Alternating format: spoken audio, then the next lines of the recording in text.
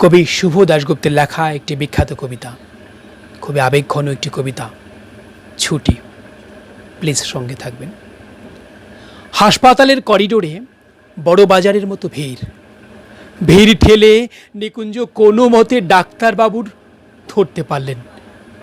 ফাঁসির আসামির মতো বিপন্ন বিধ্বস্ত নিকুঞ্জ মরিয়া হয়ে ডাক্তারবাবুর হাত দুটো চেপে ধরে বলল, কিছু এটা করুন স্যার, আজ 4 দিন হয়ে গেল আবার ছোট্ট মেয়েটা ওই নোংরা বারান্দায় পড়ে আছে।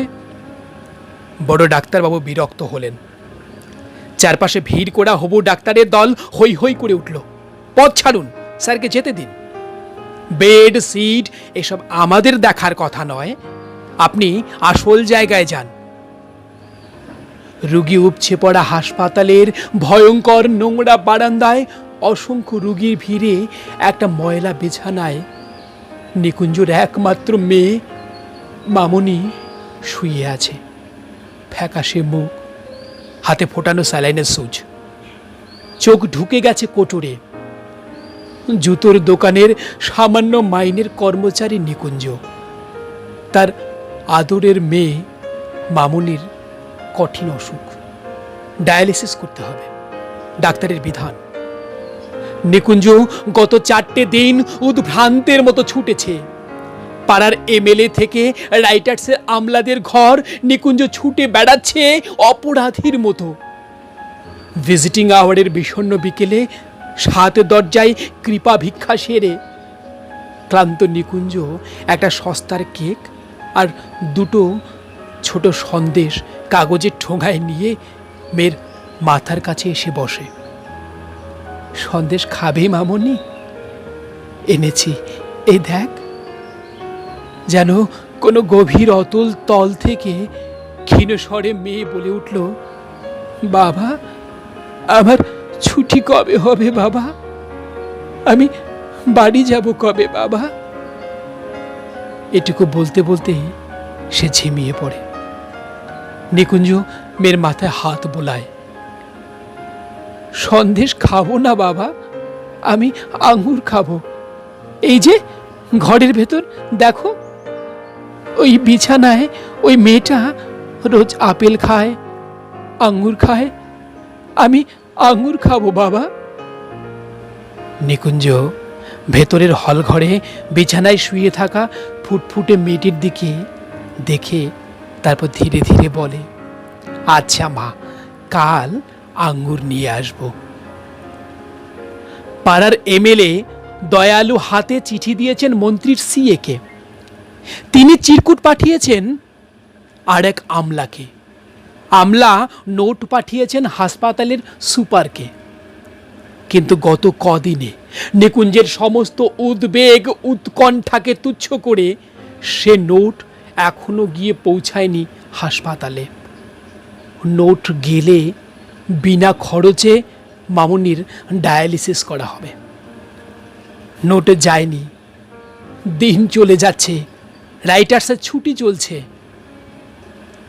গরিব নিকুঞ্জ সারাদিন জুতার দোকানে মানুষের পায়ে জুতা পরায়। অন্যমনস্ক কাজে ভুল হয়ে যায় বারবার। মালিক ধমক লাগায়।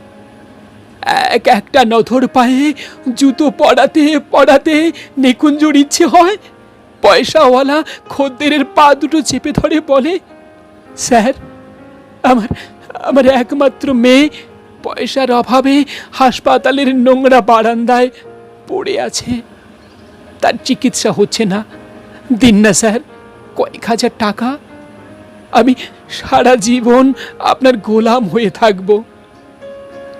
কিন্তু এসব বলা আর হয়ে ওঠে না। কাজের ফাঁকে ফাঁকে শুধু দীর্ঘ শ্বাস পড়তে থাকে।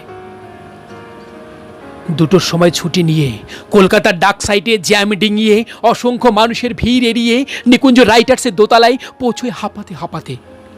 কেরানি বাবুটির টেবিলের সামনে দাঁড়ায় চোরের মতো করে।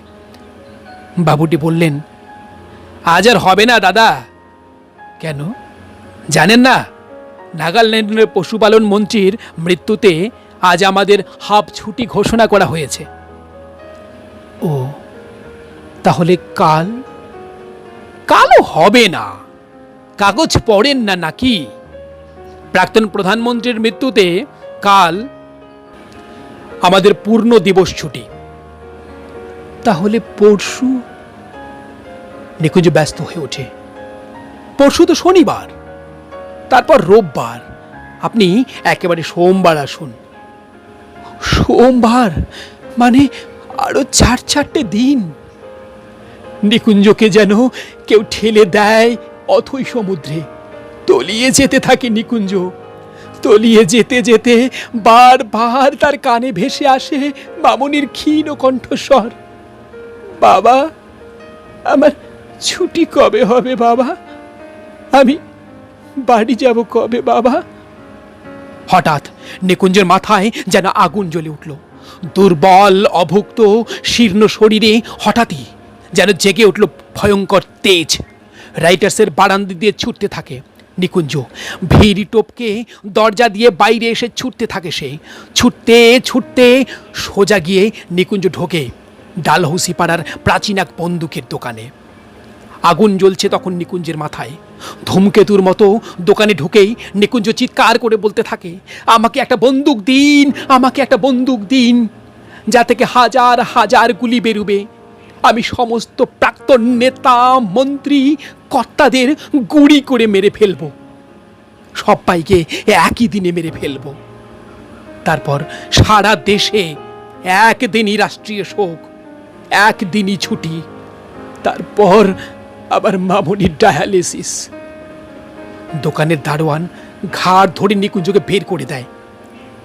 নিকুঞ্জ ছুটতে থাকে, ছুটতে ছুটতে হাঁফাতে হাঁফাতে হাসপাতালে। বুকের ভেতর তীব্র উত্তেজনায় হাতুড়ির ঘা, তবু সে ছুটতে থাকে।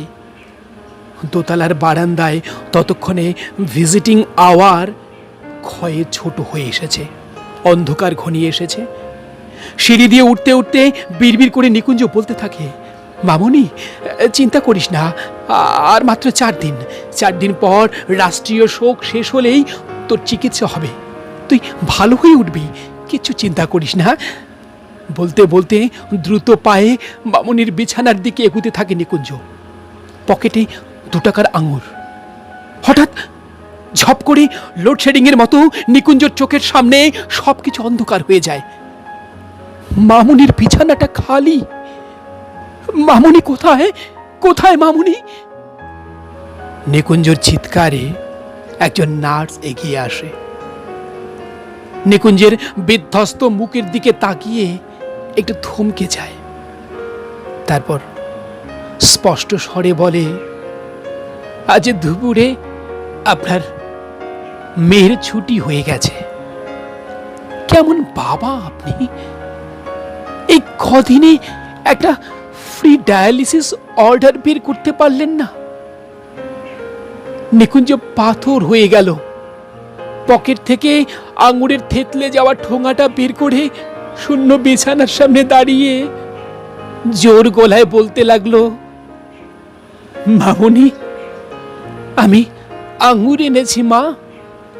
মামুনি, তুই আঙুর খেতে চেয়েছিস, আমি আঙুর এনেছি, এই দেখ।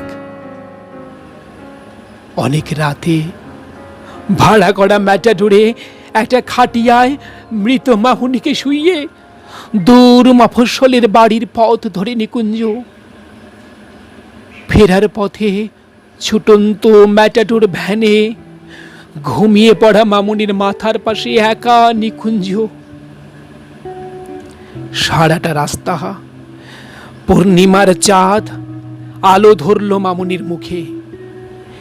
এক আকাশে নক্ষত্র আর তারা আলো বিছিয়ে রাখলো মামুনির ঘরে ফেরার পথে। আর নিকুঞ্জ শুনতে পেল নক্ষত্র, চাঁদ, তারা সবাই বলছে, আমাদের ছুটি নেই নিকুঞ্জ, আমরা আলো জেলে রেখেছি তোমার মামুনির জন্য, আমরা আলো জেলে রেখেছি। ভোরের আলো তখন সবে ফুটেছে।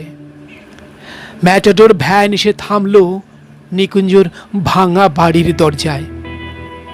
নিকুঞ্জর বউ পাগলের মতো ছুটে এলো, এনেছো, আমার মেয়েকে এনেছো? পাথর হয়ে যাওয়া নিকুঞ্জ কান্নায় তুমুল ভেঙে পড়ে বারবার বলতে লাগলো, তোমার মামুনির ছুটি হয়ে গেছে, তোমার মামুনির ছুটি হয়ে গেছে।